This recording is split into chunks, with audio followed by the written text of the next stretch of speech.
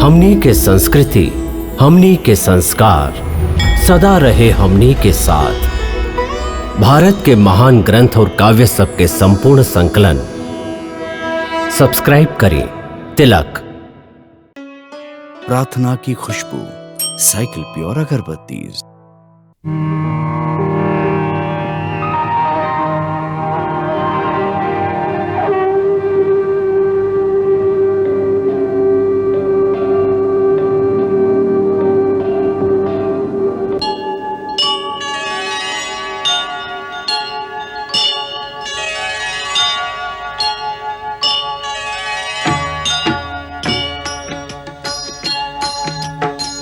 सीताराम चरित अति पावन, मधुर सरस अरु अति मन भावन।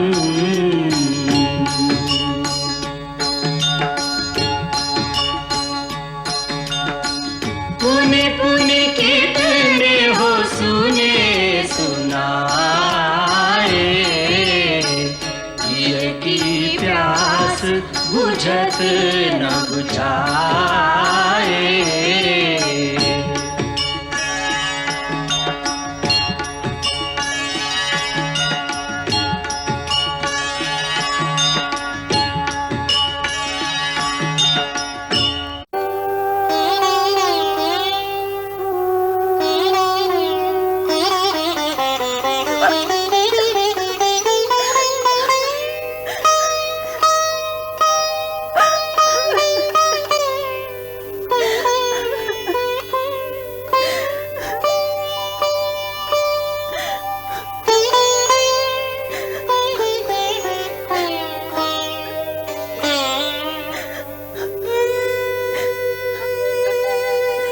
हमार लाडो, तुम्हारी वेश देख के विदेह में करुणा के ज्वार उमड़ रहा बा। बाकी बेटे, हमरा बहुत गर्व भी है कि तू नारी धर्म के कीर्ति स्तंभ स्थापित कर देले हो। पिताजी, हम तो उहे कइले हैं जे आप और माई हमरा के सिखवले हैं। आओ बेटी, बैठा। वैदेही, तू तिरहुत और अवध दोनों के पवित्र कर दिलो। तू दोनों कुल के कीर्ति बढ़ा दिलो। तू माई बाबूजी के माथा गर्व से ऊंचा कर दिलो। देव नदी गंगा खाली 3 गो रास्ता पर प्रवाहित होकेली, बाकी तोहार चरित्र के निर्मल कीर्ति से सगरे आर्यावर्त पावन तीर्थ स्थान हो जाई।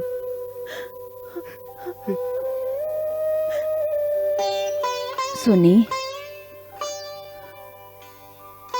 महारानी कौशल्या कुमार भरत खातिर बहुत अधीर हो रहल हैं। सब आप पर आस लगौले बैठल बाड़न। जहाँ मुनि वशिष्ठ जैसा ब्रह्मज्ञानी हार मान गए, ओकर समाधान जनक कैसे कर सके हैं? आप जरूर समाधान कर सकब महाराज। राजमाता कौशल्या, दोनों रानी और अयोध्यावासी खाली भारत के चिंता करत आ रहे। रानी, भरत प्रेम के सीमा है तराम, धर्म कर्म के मर्यादा। राज्य के लालसा खातिर तो युद्ध होखेला, होते रहे। बाकी त्याग और प्रेम के ये अनोखा युद्ध मानव के महानता के प्रतीक बा, जेकरा देवता भी अवाक होके देख रहा ही हैं। देखे के बाद काल के सभा में भगवान आशुतोष कर्तव्य और प्रेम के संतुलन रख के सबके कल्याण के कौन रास्ता निकालेलन। भगवाने सब संभरी हैं। माई, आज के सभा में भैया के प्रतिक्रिया देख के हम डेरा गेल हैं। अब आपके ही हमार मदद करे के होई। आप भैया के आज्ञा दी, उनका से कहीं कि जैसन भरत कहा था वैसने करें। यदि आप सच में हमरा के अपन बेटा माने ली तो कल के सभा में आपके ही कहे के ही पड़ी। यही बात यदि राम भी कही कि आप हमरा अपन बेटा माने ली तो हमार बात के समर्थन करी, तो दोनों बेटा के बीच बटल माई के एकर साथ दी। तो ठीक बा, आप ओकर साथ दी जेकर बात न्याय संगत होके, जेकर बात आपके अच्छा लागे। नीक लागल एक बात बा और न्याय संगत भइल दूसर बात बा। भरत, कई बेर जे न्याय संगत होला ओकरा से मन के बहुत पीड़ा होला। हमरा शब्द के जाल में मत उलझाई माई।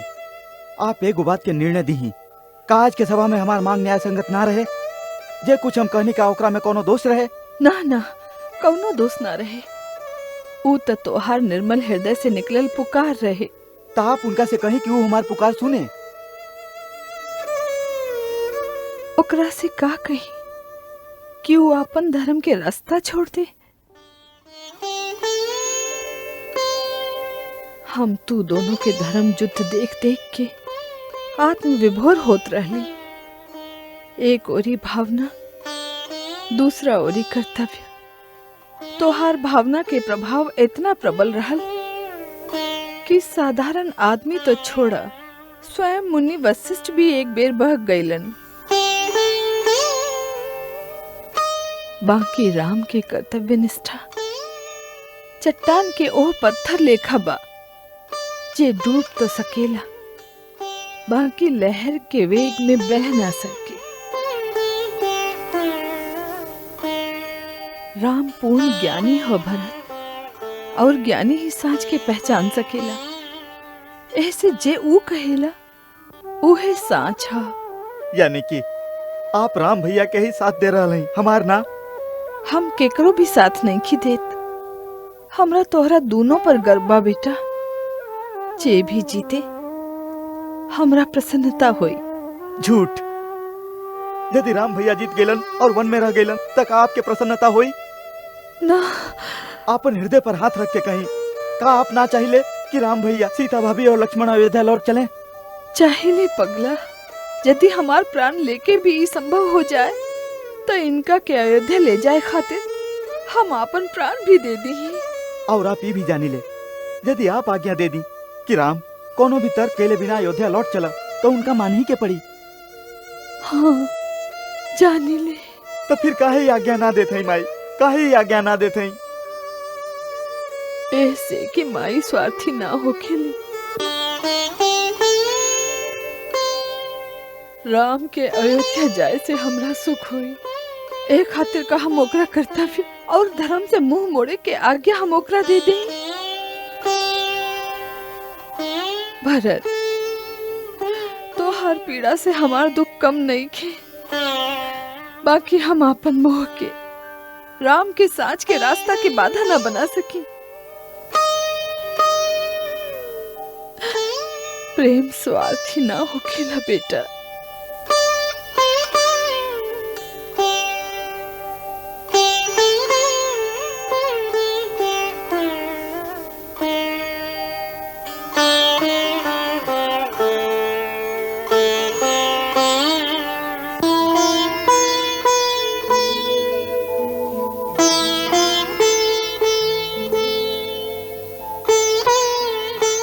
माई,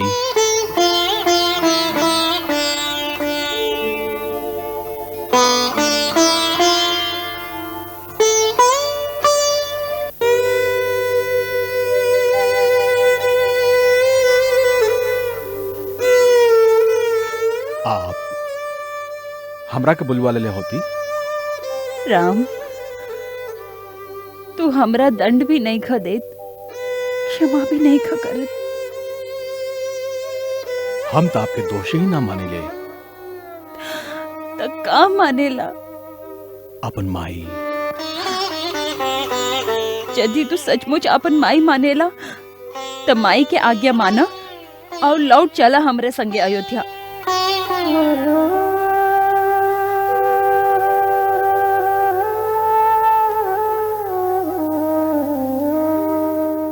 माई अपना बेटा से अपन ममता के मोल मांगे आयल है।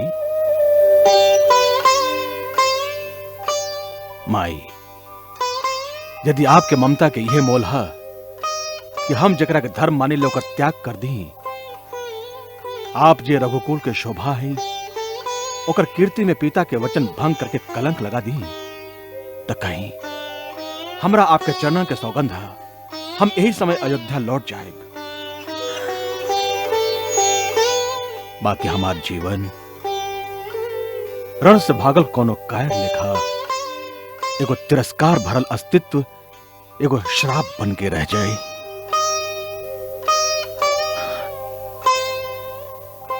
फिर भी यदि आपके यह आज्ञा बा तो कहीं ना ना ना राम।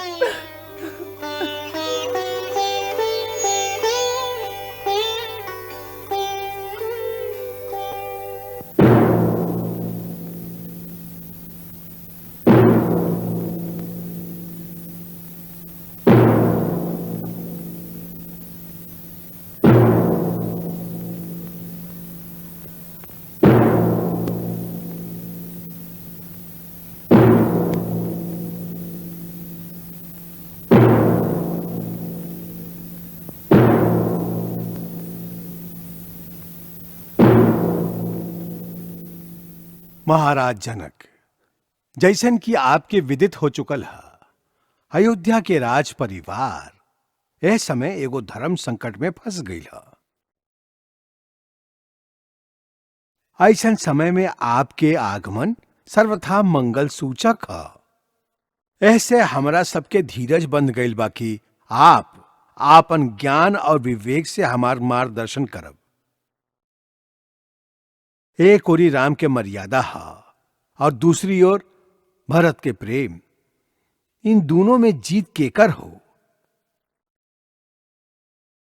आप ऐसे समय दोनों परिवारन में सर्वश्रेष्ठ हैं। ऐसे हम सब लोगन एक मत होके निश्चय कैले हैं कि आप जे निर्णय करब सब लोगन ओकर पालन करी हैं। नाथ, हमरा खातिर पिता के जगह पर आप ही हैं। आप धर्म के पूर्ण ज्ञाता हैं। इससे हमरा विश्वास है कि आप हमार धर्म के रक्षा करब। हमरा अपना सेवक समझ के आप जे आज्ञा देव हम ओकरा पूरा करब।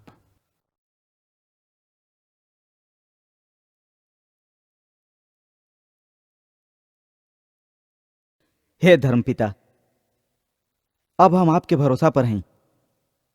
आप एगो पिता के लेखा हमरा धर्म से बचाइब।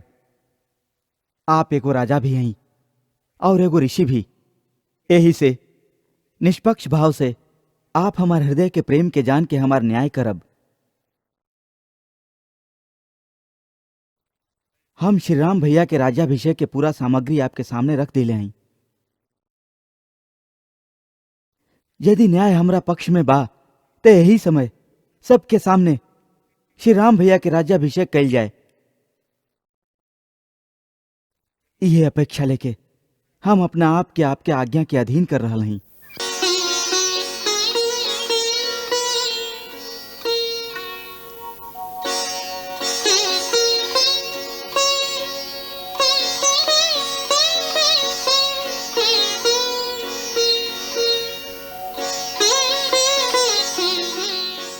श्री राम, श्री भरत, तू दोनों में महान के ह एक निर्णय तो स्वयं ब्रह्मा भी ना कर सकेलें। फिर हम तो एगो तुच्छ प्राणी हैं। एक ओरी धर्म और मर्यादा के सीमा है तो दूसरा ओरी प्यार और ममता के बंधन। ऐसन दोनों महान विभूति के बीच निर्णय देवे के साहस बहुते मुश्किल काम बा। बाकी यह परिस्थिति में आपन कर्तव्य समझ के हम भगवान शंकर के चरण में प्रणाम करत हैं। ऊ जैसन उचित समझे ओइसन हमरा प्रेरणा दें।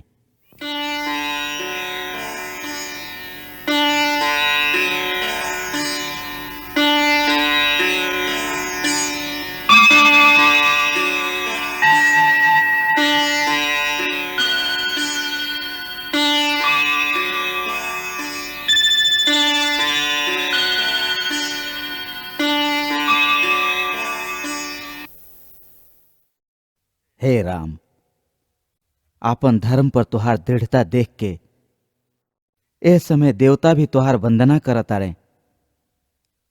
धर्म ही सबसे बड़ा शक्ति है, जेकरा सहारे ई धरती स्थिर बा।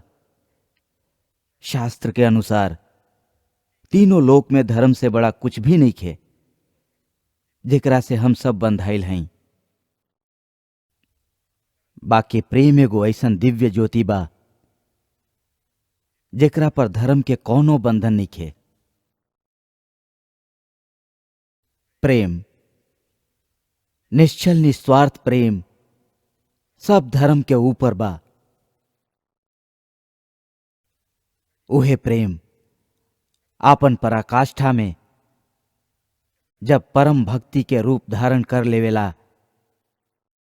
त स्वयं भगवान भी विधाता के बनावल कर्म के सगरे विधान, सृष्टि के सगरे नियम तोड़ के भक्त के आगे हाथ बांध के ठाड़ हो जालन और वो अपन भक्त के आन रखे पर बेबस हो जालन।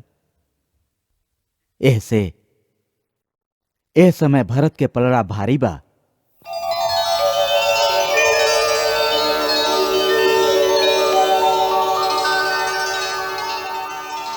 राम, भरत के प्रेम निश्चल निस्वार्थ है और वो तुहार परम भक्त हमें।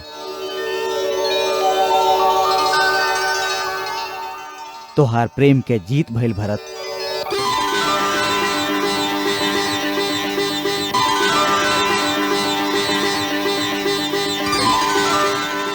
बाकी याद रखिए, प्रेम के भी एगो विधान बा, ओकर भी कुछ नियम बा।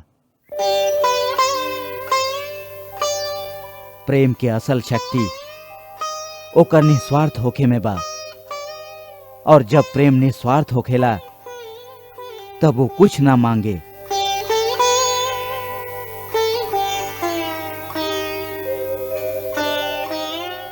अपन प्रेमी के कुछ दिहल चाहेला।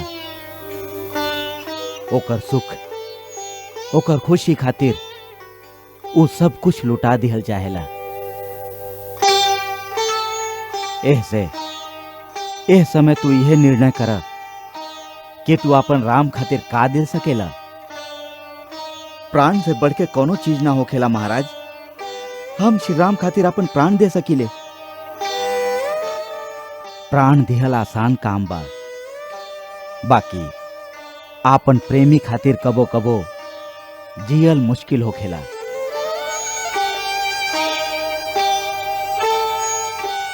यदि तू सच्चा भक्त बाड़ा त श्री राम के चरण में बैठ के उनके से पूछा कि उनकर खुशी केकरा में बा, और वो जे कहें उहे काम प्रेम के पूजा समझ के करा।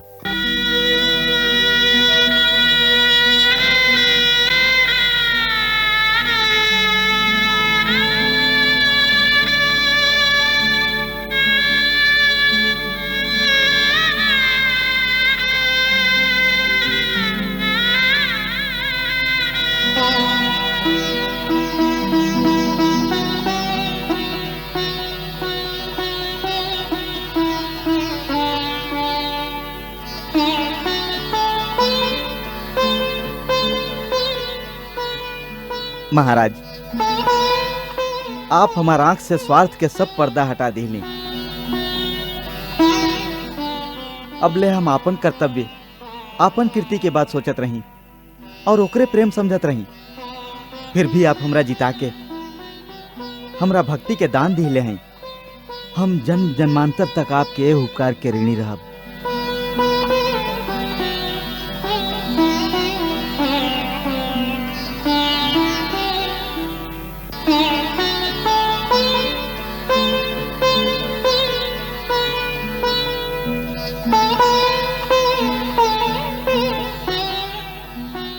भैया,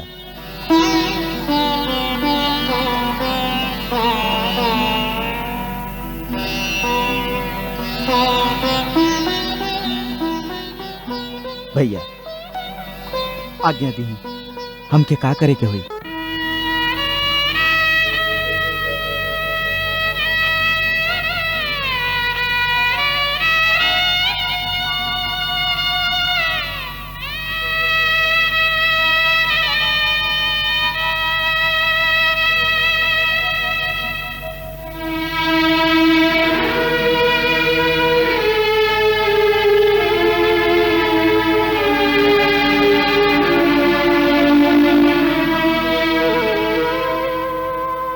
जीते वाला नीचे ना बैठे भरत। हमार भाई आज राम तोहरा प्रेम के सामने हार गईले। जे राज्य तू हमरा के देवे आइल बाड़ा, हम ओकरा के स्वीकार करत हैं।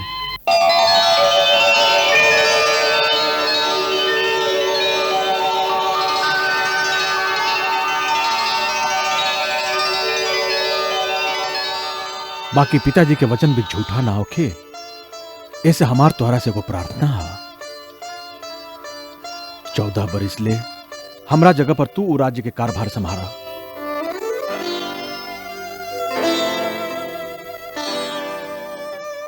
बाकी भैया हम तो अबोध बालक हैं, हमरा से राज्य के शासन ना कल जाए। गुरुदेव, आर्य सुमंत और अन्य मंत्रीगण ओकरा में तुहार सहायता करी है। गुरुदेव की आज्ञा से सगरे काम करबा तक कठिनाई ना हुई। सगरे काम आसानी से होत रही और 14 बरिस के बाद आके हम अपन राज तोहरा से ले ले।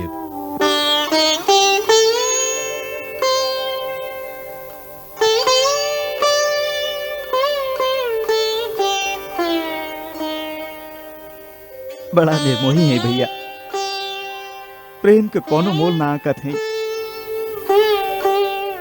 प्रेम कैले बाड़ा तब बिना मोल बिक जा। मंगल भवन अमंगल हारी, रहो सुदशरथ अजिर बिहारी।